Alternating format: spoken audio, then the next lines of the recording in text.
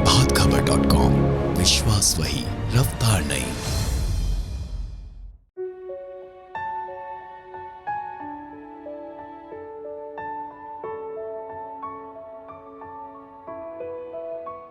दुनिया के लिए 11 सितंबर की तारीख काफी अहम है। 11 सितंबर 1893 को ही स्वामी विवेकानंद ने शिकागो में ऐतिहासिक भाषण दिया था। अपने भाषण में स्वामी विवेकानंद ने मानवता और आपसी रिश्तों की मजबूती की बातें कही थी।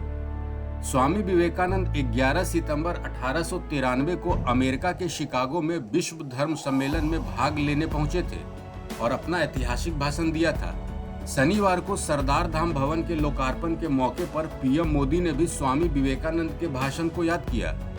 दरअसल स्वामी विवेकानंद के ऐतिहासिक भाषण की चर्चा हमेशा होती है। उन्होंने अपने भाषण से दुनिया को शांति, एकता और समृद्धि का संदेश दिया था। विवेकानंद ने अपने भाषण की शुरुआत प्रिय बहनों और भाइयों से किया था। इस दौरान समूचे हॉल में देर तक तालियां बजी थी। इसके बाद विवेकानंद ने कहा था, आपके इस स्नेहपूर्ण और जोरदार स्वागत से मेरा हृदय अपार हर्ष से भर गया है। मैं आप सभी को दुनिया की सबसे पुरानी संत परंपरा की ओर से शुक्रिया करता हूँ। मैं आपको सभी धर्मों की जननी की तरफ से धन्यवाद देता हूँ। विवेकानंद ने अपने भाषण में विश्व धर्म सम्मेलन का जिक्र करते हुए सभी को धन्यवाद दिया था। उन्होंने कहा था कि इस मंच से सीख दी गई है कि दुनिया में सहनशीलता का विचार भारत से फैला। स्वामी विवेकानंद ने आगे बताया कि उन्हें गर्व है कि वो एक ऐसे धर्म से हैं जिसने दुनिया भर के लोगों को सहनशीलता और स्वीकृति का पाठ पढ़ाया। शिकागो में विश्व धर्म सम्मेलन के अपने भाषण में विवेकानंद ने सभी धर्मों को प्रणाम किया। उन्होंने अपने भाषण में बताया था कि भारत की धरती ने उन सभी देशों और धर्मों के परेशान और सताए गए लोगों को शरण दी है।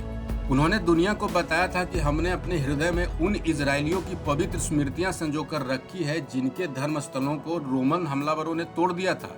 इसके बाद उन्होंने भारत में शरण ली थी। स्वामी विवेकानंद ने कहा था कि भारत ने सभी धर्मों के लोगों को शरण दी। उन्होंने एक श्लोक का मतलब बताते हुए कहा था कि जैसे नदियां अलग अलग स्रोतों से निकलती है और आखिर में समुद्र में जाकर मिलती है, वैसे ही मनुष्य अपनी इच्छा के अनुरूप अलग अलग रास्ते चुनता है। लंबे समय से कट्टरता, सांप्रदायिकता और हठधर्मिता ने धरती को अपने शिकंजों में जकड़े रखा है। इन सभी ने धरती को हिंसा से भर दिया है। कई बार धरती खून से लाल हुई। इससे कई सभ्यताओं का विनाश हुआ और कई देश नष्ट हो गए। इस रिपोर्ट में इतना ही। दूसरी खबरों के लिए बने रहिए हमारे साथ। प्रभातखबर.com, विश्वास वही, रफ्तार नहीं।